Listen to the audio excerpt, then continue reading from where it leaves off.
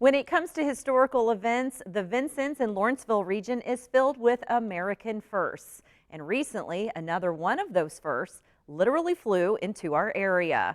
First City News senior reporter Dave Foster takes us along for a ride back in time. The Ford TriMotor Airplane is credited with starting the modern commercial luxury airline industry. The piece of aviation's past made a stop at the Mid-America Air Center in Lawrence County, Illinois in the last week of June as part of the Ford TriMotor Tour. The Experimental Aircraft Association, or EAA, based in Oshkosh, Wisconsin, takes several of the TriMotors all over the country all year long, giving people a chance to experience flying like it was in the roaring 1920s.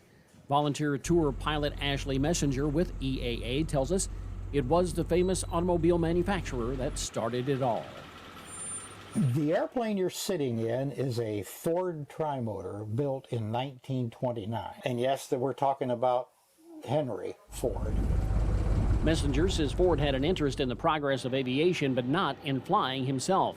He left that part to his son Etzel, who teamed up with engineer Bill Stout, who had built a single-engine airplane in Detroit. And once the full weight of the Ford Motor Company was behind Stout, a three-engine version of the airplane was manufactured, which was meant to be the first viable airliner in the U.S. for transcontinental airlines. Now, that was an airplane that could haul a good number of people, would start every morning when you wanted it to go fly, was built completely out of metal, so there wasn't rot issues and wood delamination issues. And it could be affordable for an airline to go out and maybe with a little bit of planet alignment turn a slight profit out of and they were very successful. They built 199 of these airplanes.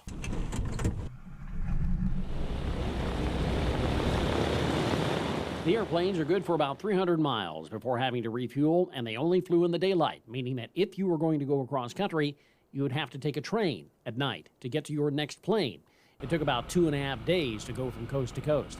Prices per flight back then ranged about $1,200 per person. That's equivalent to $24,000 in today's money. Messenger says Ford used some marketing to sell people on the idea of traveling by air. With the interior that mimics the luxury Pullman railroad cars of the day, and this is a PR thing to make people trust flying. The three engines are largely a PR thing. Engines in those days quit on a fairly regular basis, so 3 of them was considered to be foolproof.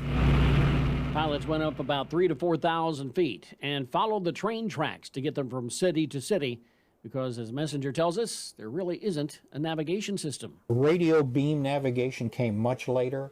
Lights for night flying came much later. And all of that stuff. And to this day, I largely navigate this airplane by just pointing it in the direction I want to go and following the roads.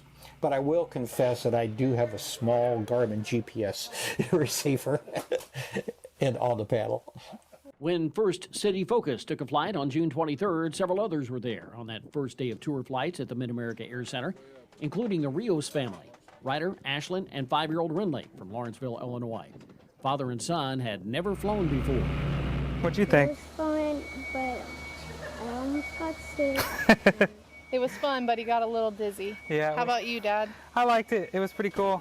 I was really surprised at how small everything does look from up high. They always tell you that, but I never experienced it. The Ford TriMotor is known as the Tin Goose and was only utilized for about a year.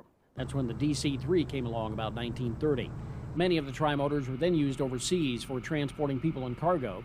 This plane was utilized in Mexico by a mining company until it was restored and EAA started their flight tours. Rides cost $55 to $85 per person, which cover maintenance and operation costs for the aircraft, and EAA's ambition to keep the plane flying for many years to come. They'll be making stops in several cities in Ohio, Michigan, and Pennsylvania throughout July. For First City Focus, I'm Dave Foster.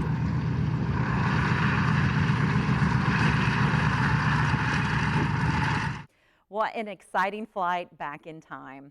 Well, fun events like the Ford TriMotor flights aren't the only attraction at the Lawrenceville-Vincennes Airport. Different programs to encourage others in aviation happen on a weekly basis there. That's why the Mid-American Pilots Association and the local EAA Chapter 114 has organized a scholarship to help encourage those interested in learning how to fly. The Judge Ryan Scholarship is in honor of the late Knox County Judge Ryan Johanningsmeyer, who was an avid pilot. He died in a plane crash in August of 2020. The scholarship will help those who have the determination to learn how to fly, but might not be able to afford the financial requirements. More information about applying for that scholarship or how you can contribute can be found on our website, vincennes.pbs.org.